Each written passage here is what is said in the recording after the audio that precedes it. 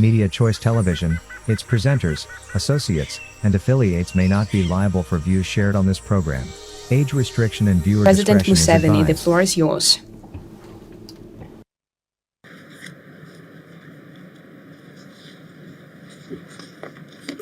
His Excellency President Vladimir Putin, Their Excellencies, the African heads of state and government, the people of Uganda send you greetings and well wishes.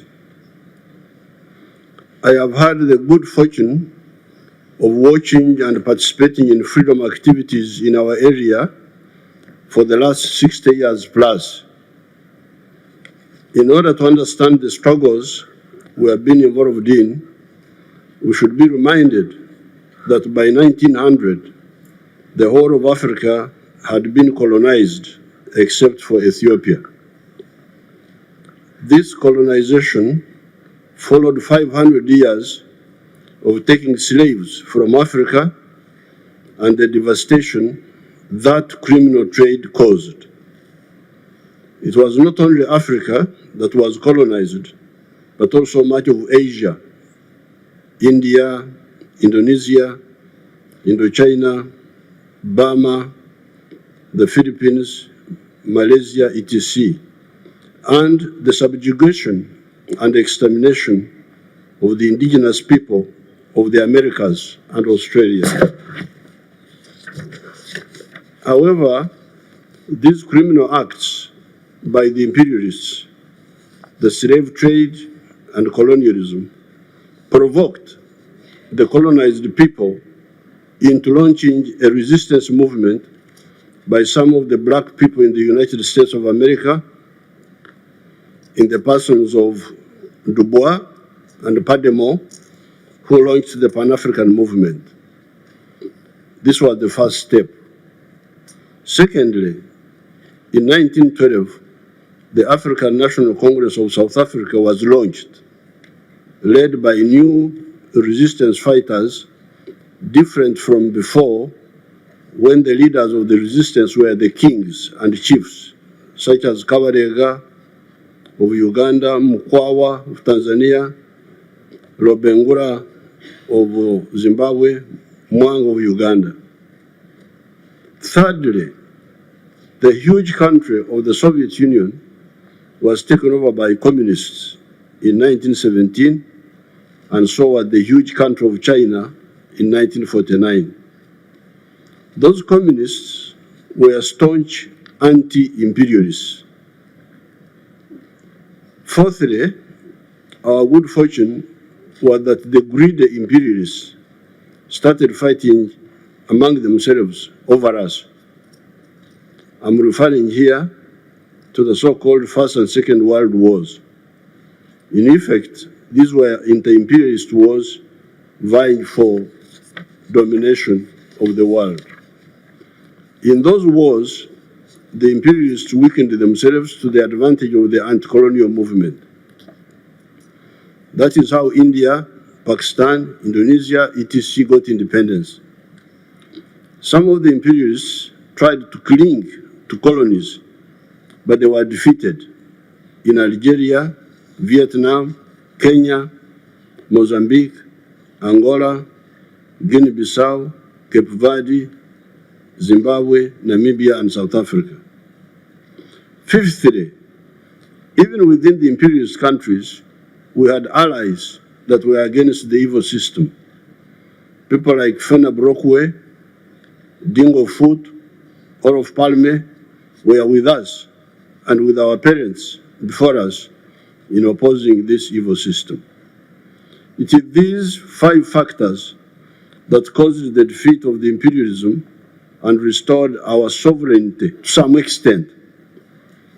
These are, again, the anti-colonial movement in Africa, Asia and Latin America, the rise of communism in the Soviet Union, China, Cuba, North Korea, etc., the 2 inter-imperialist wars of the last century that caused the weakening of the imperialist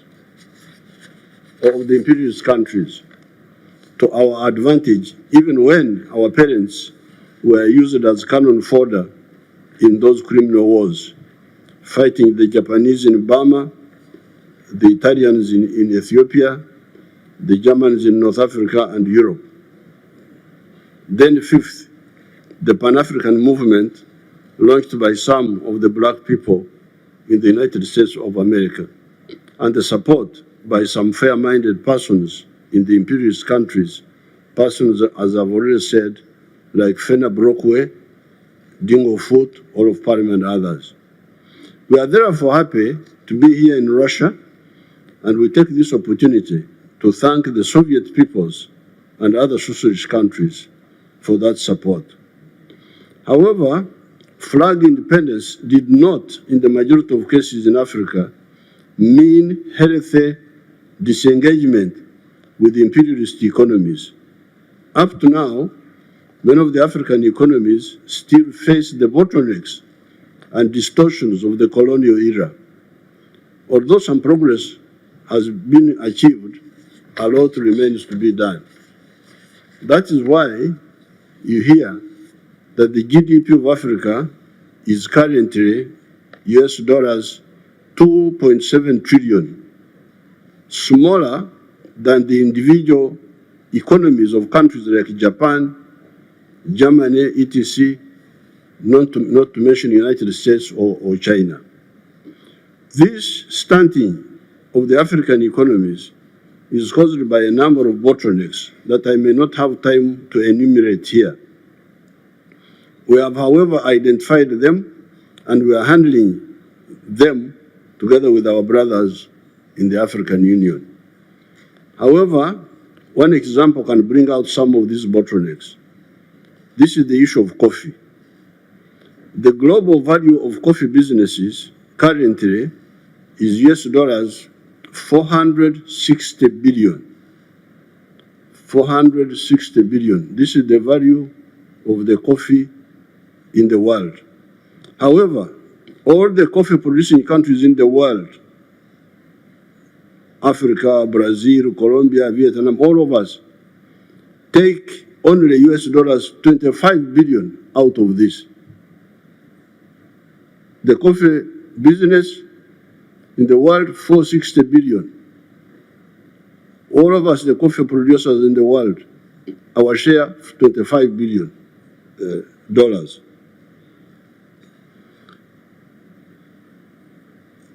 Africa's share is US dollars 2.5 billion.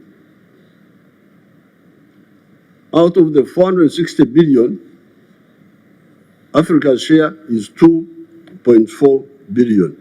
With Uganda taking $800 million, because we are now producing 800 million bags of 60 kilograms each.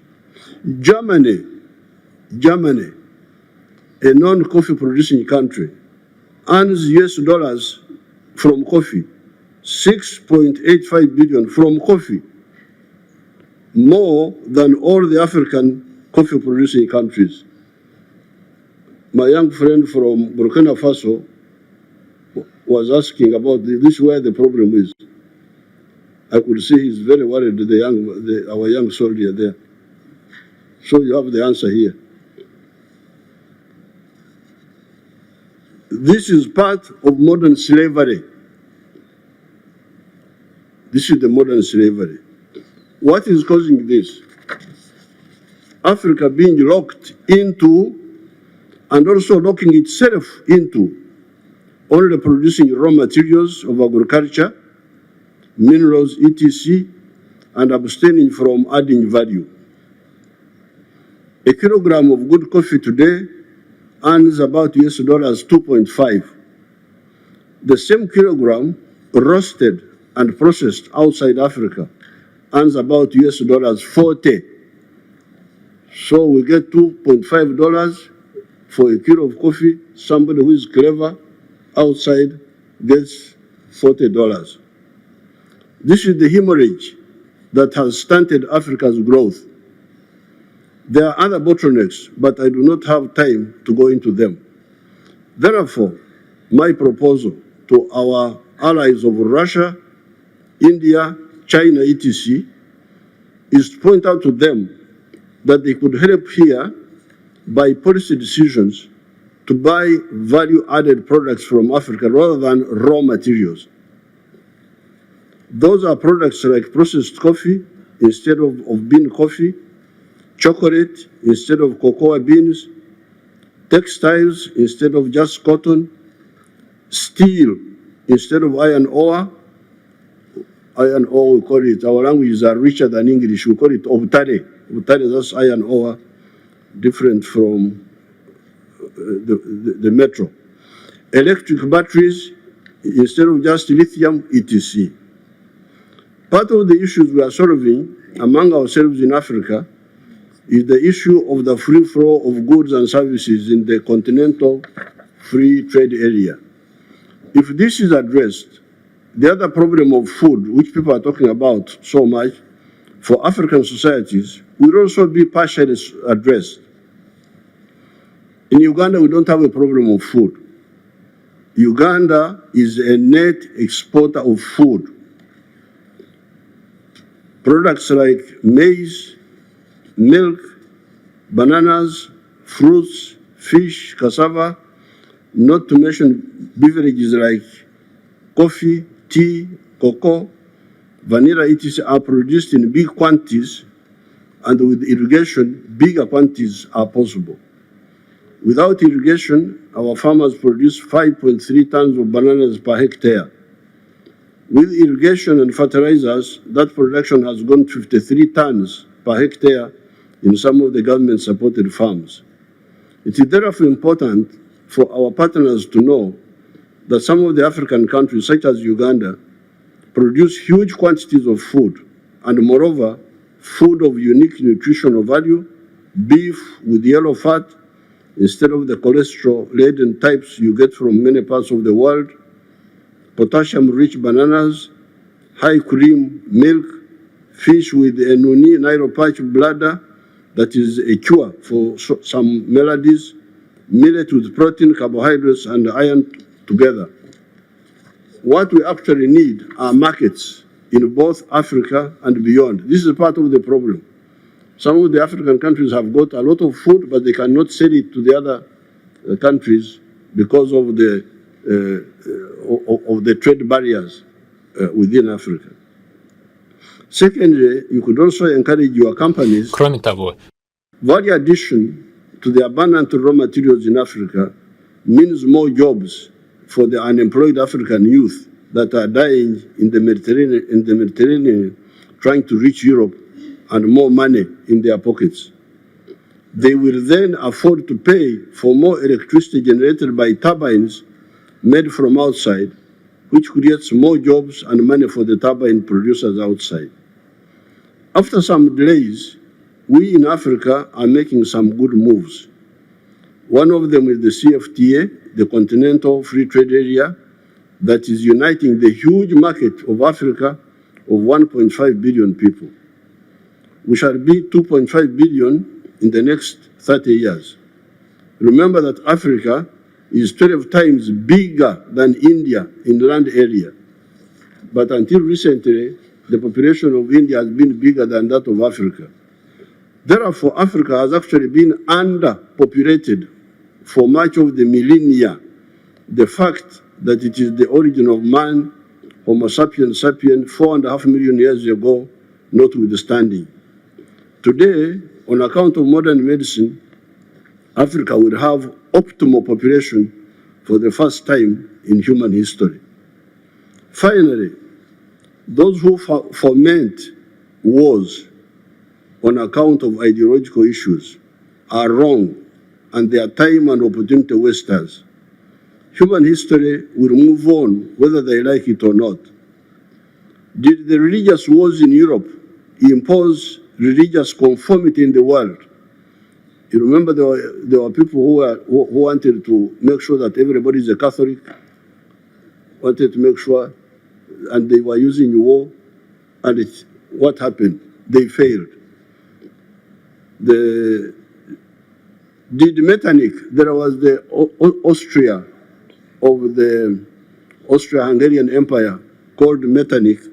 Did Metternich's Holy Alliance stop the spread of capitalism and the overthrow of feudalism. When there was a revolution in France in 1789, this revolution was a bourgeois revolution, was a capitalist revolution.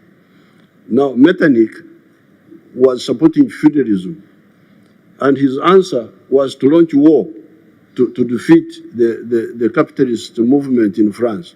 But he failed. The only justified wars are the just wars, like the anti-colonial wars. Wars of hegemony will fail and waste time and opportunity.